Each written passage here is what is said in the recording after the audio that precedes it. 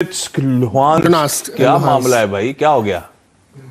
देखिए पहले headline number जो यूक्रेन, ईस्टर्न यूक्रेन के दो इलाके बिल्कुल जो रशिया बॉर्डर से लगते हैं, यूक्रेन का हिस्सा है ये। अब यूक्रेन के इंटीग्रल पार्ट थे वो। वहां पे रिबेलियंस थे जो ज्यादातर रशियन ने लाके बसा दिए थे। स्टालिन के जमाने में विद्रोही थे, वो झगड़ा हो रहा था जहां पे मोर्टार फायर हो रहे थे।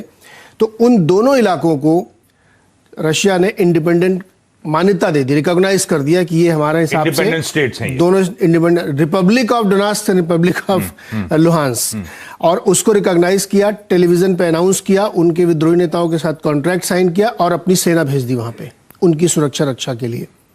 अब ये जो दो सर्कल आपको दिख रहे हैं जहां पे रेड कलर से ब्लिंक हो रहा है, ये दो वो इलाके हैं जो पूरी तरीके से अब उन्होंने इंडिपेंडेंट घोषित कर दिए। क्राइमिया ऑलरेडी उनके कब्जे में है, वो रशिया का ही पार्ट मानते हैं लोग।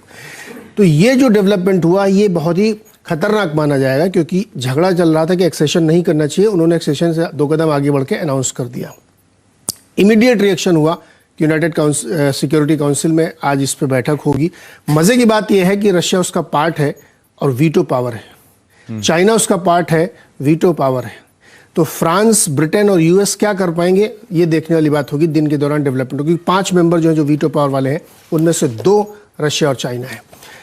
तीसरी बात इसमें यह हो रही है कि जिस तरीके से एक्सेशन हुआ है, पीस कीपिंग आर्मी आपने वहां पे लगा दी, उसकी वजह से यह संकट खड़ा हो गया है कि यूक्रेन क्या करे अब।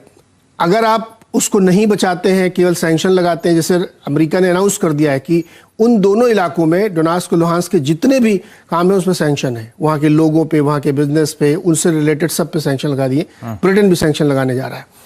लेकिन सवाल यह है कि जब उन्होंने एक्सेशन कर लिया और अब उनकी सीमाएं वहां पे आ गई, उनकी सेना अगर वहां पे खड़ी हो गई है तो फिर पूरी बात डिरेल हो गई है। तो अब जो बातचीत चल रही थी 24 को फॉरेन मिनिस्टर्स के साथ बात होगी, उसके बाद पुतिन और बाइडेन बात करेंगे, उसका मतलब नहीं रहेगा। अगर स्टेटस को मेंटेन करेगा तब वो बैठक होगी, तो हो गया मामला। उस बातचीत का कोई मतलब नहीं रह गया है। अब ये देखना है कि आज सिक्योरिटी काउंसिल में क्या डिसीजन होता है और उसके बाद आगे कार्रवाई क्या होती है। अगर ये झुक गए कि अच्छा हाँ ठीक है, वो 2 आपने अनाउंस कर दिया, अब हम कुछ, अब इससे आगे मत बढ़ना, अगर ये स्टेटमेंट आता है तो यूक्रेन के लिए भयानक संकट की स्थिति है और ये रुकेगा नहीं एक्सेशन। तो मुझे लगता है कि ये मुश्किल थोड़ी बढ़ गई है और उसी का रिफर्केशन था कि आप देखिए क्रूड ऑयल 97 के ऊपर ट्रेड कर रहा है। जो रूबल बैग्ड रशिया का इंडेक्स है वो 14% गिरा था, क्लोजिंग बेसिस पे 10.5% गिरा है। जर्मनी यूरोप की सबसे बड़ी इकोनॉमी है, वहाँ का स्टॉक मार्केट 2% गिर गया है। तो ग्लोबली सेल ऑफ है। तो जो अपने हेडलाइन में बड़ा अच्छा लिखा है कि मार्केट गिरे, तेल चढ़ा और रशिया आगे बढ़ा। ये हुआ, आगे बढ़ा, बाजार गिरा, क्रूड चढ़ा। ये हो गया। ये आज की हेडलाइन। यस। तो 30 साल पहले मिखाइल गोर्बाचोव साहब ने ट्रांसपेरेंसी लाने की कोशिश करी थी, रशिया यूएसएसआर टूट गया था। ये क्या यूनिफाई करने की कोशिश कर रहे हैं? कोशिश वही है ना? हाँ। तो कई जगहों पे ऐसी खबरें छपी कि वो फिर से उन सबको अपने कब्जे में लेना चाहते हैं।